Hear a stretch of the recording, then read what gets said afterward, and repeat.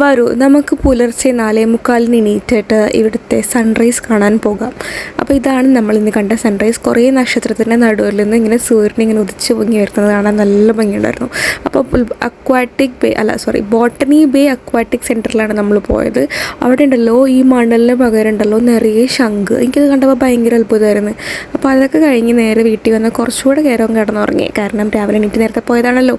അപ്പോൾ എണീക്കാൻ വൈകിയതുകൊണ്ട് ചോറൊക്കെ വയ്ക്കാൻ എനിക്ക് ഭയങ്കര മടിയായിരുന്നു. അതുകൊണ്ട് ഞാൻ കുറച്ച് തന്തൂരി ചിക്കനും ബട്ടർ നാനൊക്കെ ഓർഡർ ചെയ്ത് കഴിച്ചു.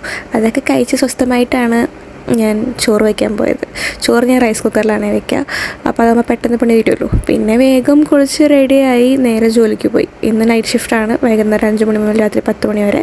അപ്പോൾ അങ്ങോട്ട് പോകുമ്പോൾ ഞാൻ ബസ്സിനാണ് പോവുക, കാരണം എനിക്ക് വേർത്ത് കുളിച്ച് പോകാൻ ഇഷ്ടമല്ല. തിരിച്ച് വരുമ്പോൾ ഞാൻ നടന്നിട്ടാണ് വരിക. അപ്പോൾ അങ്ങനെ ഷിഫ്റ്റൊക്കെ കഴിഞ്ഞ് വീട്ടിലെത്തി. കാര്യമായിട്ടൊന്നും കഴിച്ചില്ല, ഒരു ബ്രൗണിയും ഒരു ഹെർബൽ ടീയും മാത്രമേ ഉള്ളൂ. അപ്പോൾ അത്രയേ ഉള്ളൂ.